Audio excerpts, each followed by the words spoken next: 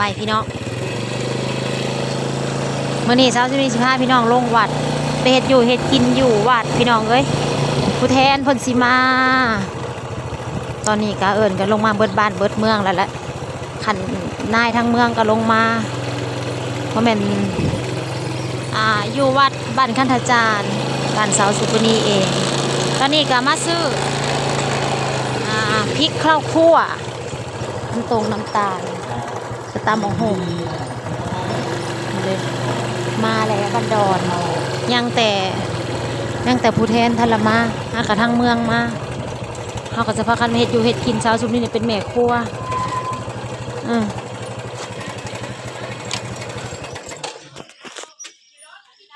เป็นแม่ครัวนะฮะ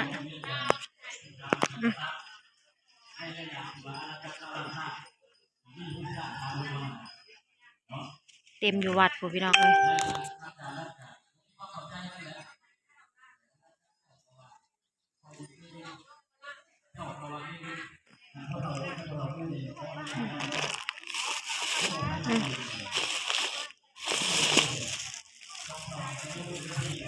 เฮาซื้อห่อนบักพริกขัวเด้อซื้อบักพริกขัวน้ำซื้อยังบักพริกขัวมีแล้วยังซื้อเอามีแล้วหายันมันบ่มีบักพริกขัวใส่ลาบป่ะเต็มกระปุกอยู่อย่างมัน10,000เอายังอยู่งั้น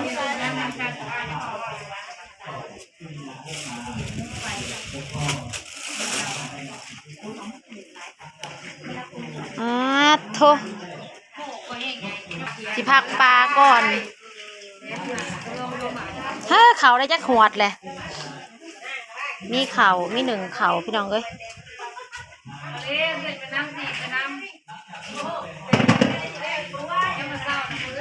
เอามาซับอยู่ใน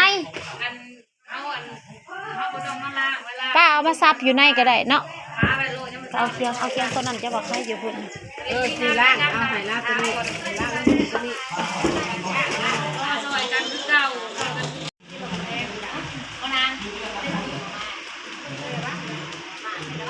เด็กมาเลยเจ้าเหรอไปได้ไหมเจ้าน่ะไปได้ไหม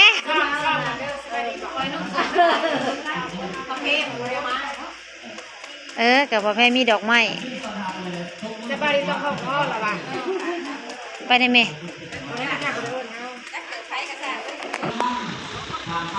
ผู้แทนมาอะไรพี่น้องสาวสุวรรณสิอยู่เบื้องหลัง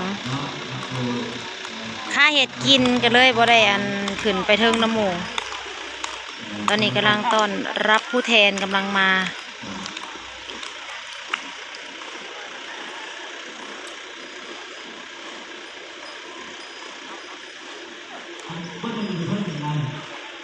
แล้วเลยย่างมาบ่ทันซ้ำย่างแล้วเลย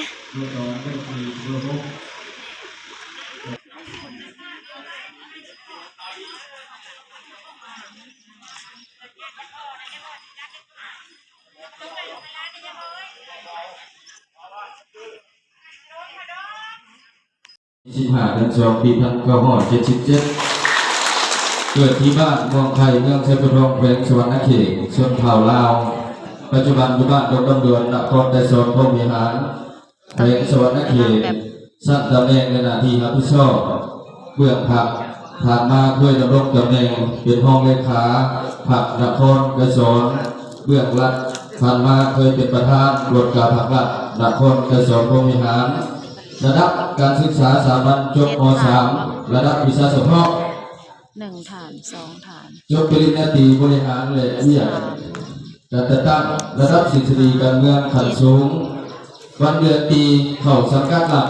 วันที่ 1 เดือน 3 ปี 2000วันเดือนปีเข้าผักสมบูรณ์วันที่ 23 เดือน 8 ปี 2006การเคลื่อนไหวเดินหย่อในแต่ละระยะปี 2006เป็นพนักงานสังกัดอยู่ห้องการสหพันธ์กรรมการเมืองไชยพุทธองปี 2007 ปี 2009เป็นพนักงานวิชาการอยู่ห้องการสหพันธ์กรรมการเมืองไกรสอนพรหมวิหารปี 2010 2014เป็นกรรมการภาคห้องประธานสหพันธ์กรรมการ เมืองไกรสอนพรหมวิหารปี2015 หา 2018 เป็นกรรมการพรรคหัวหน้าห้องว่าการนครไกรสอนพรหมวิหารปี 2019 เป็นกรรมการพรรคหัวหน้าห้องการยุติธรรมนครไกรสอนพรหมวิหารปี 2020 เป็นคณะประจำพรรคประธานแนวเราสังชาตินครไกรสอนพรหมวิหารปี 2021 ปี 2025 เป็นห้องเลขาคณะบริหารงานพรรคประธานตรวจการพรรครัฐประธานคณะสมาชิกสภาประชาชนแขวงเขตเลือกตั้งนครไกรสอนพรหมวิหารปี 2025 ปี 2026 ประจำการ ฐานนั่งโปรแกรมพงโสเพชร14เกิดที่บ้านอาพานเมืองเซปุทองแขวงสันเขตชนเผ่าลาวบ้านอยู่ปัจจุบันบ้านอาพานเมืองเซปุทองแขวงสันเขตสั้นตำแหน่งแต่ละเทียบชอบเบื้องผักกรรมการผักเมืองเบื้องหลักประธานสภาการยิงเมือง มี7 ฐาน ระดับการศึกษาสามัญม .6 ระดับวิชาเฉพาะปริญญาตรีวิชาเคมีศาสตร์ระดับทฤษฎีการเมืองขั้นสูงวันเดือนปีเข้าสังกัดหลักวันที่1 เดือน10 1998วันเดือนปีเข้าพักสมบูรณ์วันที่27 เดือน4 2010การเคลื่อนไหวโดยย่อในระยะมันมา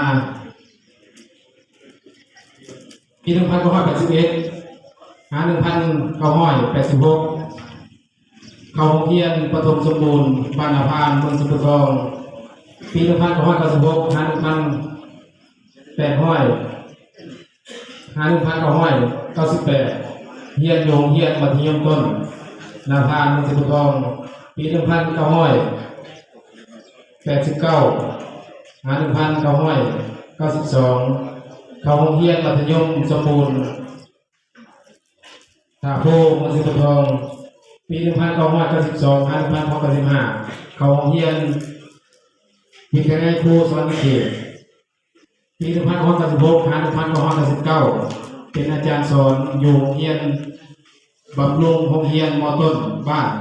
นาวิไลเมืองนองปี 1999 หา 2003 เป็นอาจารย์สอนอยู่โรงเรียนม.ต้นเซปุทองปี 1900 ปี 2003 ปี 2013 เนาะฮอดปัจจุบันเฮ็ดเวียกอยู่ของการสหพันธ์แม่ยิงเมืองเซปุทองปัจจุบันแม่เป็นประธานสหพันธ์แม่ยิงเมืององค์การเสนอองค์การปกครองเมืองเซปุทอง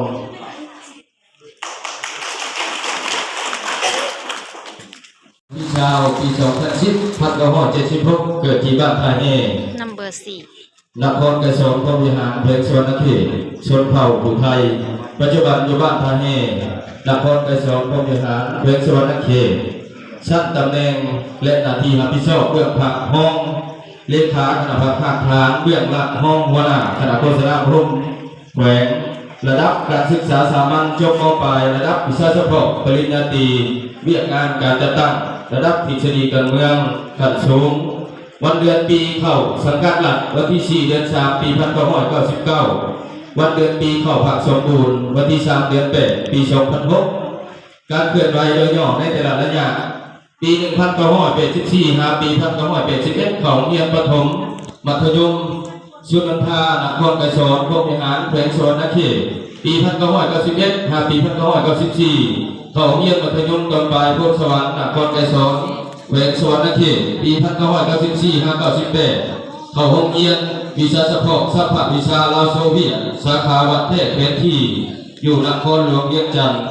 ปี 1999 หา ปี 2013 ได้เข้าเฮ็ดเวียกเป็นพนักงานอยู่คณะจัดตั้งแขวงได้เข้าเรียนอยู่สถาบันการเมืองการปกครองแห่งชาติโฮจิมินห์เขต 1 สาขาเวียดนามการจัดตั้งสสเวียดนามปี 2013 หา ปี 2015 ได้รับการแต่งตั้งเป็นห้องหัวหน้าแผนกคุ้มครองบำรุงก่อสร้างพนักงานและนโยบายปี 2015 หา ปี 2017 ได้รับการแต่งตั้งเป็นรักษาการและเป็นหัวหน้าแผนกคุ้มครองก่อสร้างพนักงานปี 2018 หา 2019 ได้รับการแต่งตั้งเป็นห้องหัวหน้าคณะจัดตั้งแขวง ปี 2022หาปี 2023ได้รับการแต่งตั้งเป็นห้องเลขาคณะบริหารงานภาคเมืองทีมรับผิดชอบเวียกงานการเมืองเรียนกิจภาคพนักงานปี 2023และหาปี 2024ได้รับการแต่งตั้งเป็นว่าการเลขา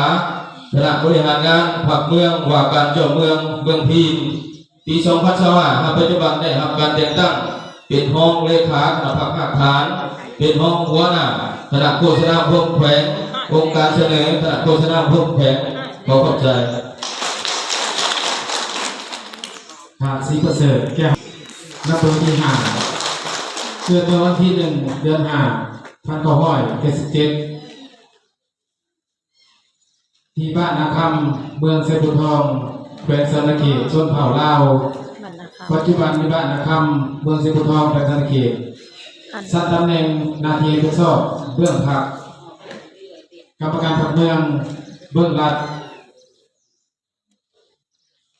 ประธานสภากรรมการเมืองระดับการศึกษาม.6 ระดับวิชาเฉพาะการสูงครูพละระดับทฤษฎีการเมืองขั้นกลางวันเดือนปีเข้าการจัดตั้งรัฐวันที่1 เดือน 9 1998วันเดือนปีก็ผักสมบูรณ์วันที่19 เดือน 2 2015การเคลื่อนไหวโดยย่อในแต่ละระยะปี 1985 หา 1989 เขาเรียนประถมสมบูรณ์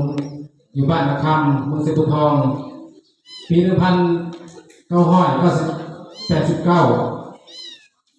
หา 1992 เรียนอยู่โรงเรียนมัธยมต้นนาคำเมืองเซบุทองนำเบอร์6ท่านมีชัยเสนวงศ์เกิดเดือนวันที่9 เดือน 10 ปี 1985เกิดที่บ้านพนข้อเมืองจอมพรแขวงสวรรณเขตชนเผ่าอุทัยปัจจุบันอยู่บ้านดงน้ำด่วนนครไกรสอนแขวงสวรรณเขตตำแหน่งภาคสมาชิกตำแหน่งรัฐหัวหน้าแผนกนิติกรรมและนิติธรรมระดับการศึกษาสามัญจบม.6 ระดับวิชาเฉพาะปริญญาตรีระดับทฤษฎีการเมืองขั้นกลางวันเดือนปีเข้าสังกัดรัฐวันที่1 เดือน 4 ปี 2014วันเดือนปีเข้าผักสมบูรณ์วันที่11 เดือน 3 ปี 2021การเคลื่อนไหวโดยย่อในแต่ละระยะ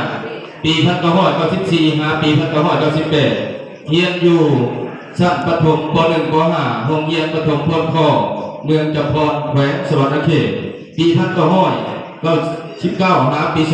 ผ่านจันทวีสุวรรณเสนเกิดในวันที่5 เดือน 9 1988เกิดที่บ้านไผ่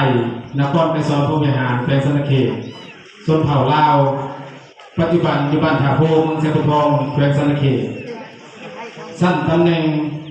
และหน้าที่รับผิดชอบเบื้องผักห้องเลขาหน่วยผักเบื้องรัฐหัวหน้าหอการยุติธรรมเมืองระดับการศึกษาสามัญม.6